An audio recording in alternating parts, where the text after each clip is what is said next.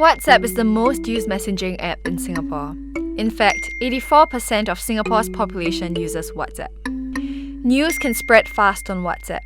You can simply forward a message and hit send. That also means fake news and misinformation can also go viral. WhatsApp knew about this. They added the forwarded message tag to help slow down the spread of misinformation. Forwarded messages carry either a single or double arrow to indicate that a message has been forwarded. A double arrow means a message has been forwarded more than 5 times. Which brings us to this year, 2020, when COVID-19 hit. Since the outbreak started, Singaporeans have been sharing information on WhatsApp. We are all familiar with those forwarded messages claiming the cure to COVID-19 has been found, or that doing one thing or another could protect you from the virus. It's fine if it tells you to safe distance, wear a mask, or wash your hands. These things have been scientifically proven by health authorities. But those that read, gargling warm water with salt or vinegar eliminates the virus. Do people actually believe this? You'll be surprised. Some actually do. This is Associate Professor Edson C. Tandok Jr. He's leading a research team at the Wee Kim Wee School of Communication and Information that has been tracking COVID-19 related messages forwarded on WhatsApp. The team analyzed messages from a WhatsApp fact-checking group that has also exchanged more than 300 posts since its creation.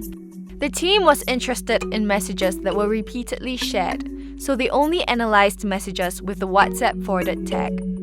Over time, the WhatsApp group grew beyond just a fact-checking group, but more like a group where people can discuss issues. So it was really interesting to see what messages were being exchanged. Of all the 153 forwarded messages we examined from the group, 35% were outrightly false. 28% were accurate, while 20% were a mixture of true and false information. Some 17% were just quite difficult to verify. Some infamous falsehoods that have risen. Drinking or gargling warm water with salt or vinegar can wash down the coronavirus, which the Health Ministry has debunked. Another post. A video of a Malaysian student in London recording a message for his parents. The post claimed that the student contracted COVID-19 at a party and had died as a result. The video is real, but the student had to clarify in a Facebook post that he is very much alive. You might be thinking, some of these claims are so far-fetched, why would anyone think they are even true? And what if the people forwarding these messages already knew that they were false?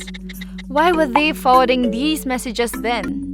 Some of the people who forward do it because they think it's funny, but we also found that some people forward these messages without thinking too much.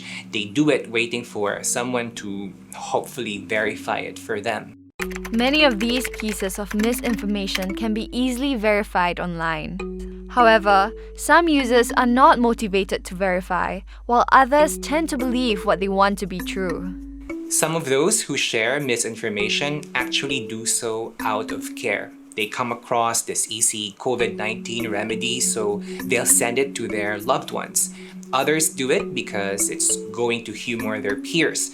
So a lot of the information sharing that we do is actually motivated by our social relationships. All of these might seem fairly harmless, but what about the small amount of people that do believe these falsities? We've had news reports in some countries where a few people got poisoned for drinking disinfectant or killed after ingesting methanol. So clearly, fake news can cause real harm. Some segments of the population can be quite susceptible to misinformation. Since the proliferation of fake news, it has been documented how the seniors are the most vulnerable. In fact, the issue is so severe that the Ministry of Communication and Information recommends in its blueprint report efforts targeting specifically the elderly. So what can we do? We need to be more proactive. If we see fake news, we should do our part to try to correct it.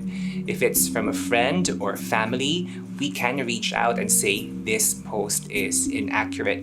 but we should do it nicely. Some people might not be as tech savvy, some of them might even have good intentions. Still, it's better to engage than ignore.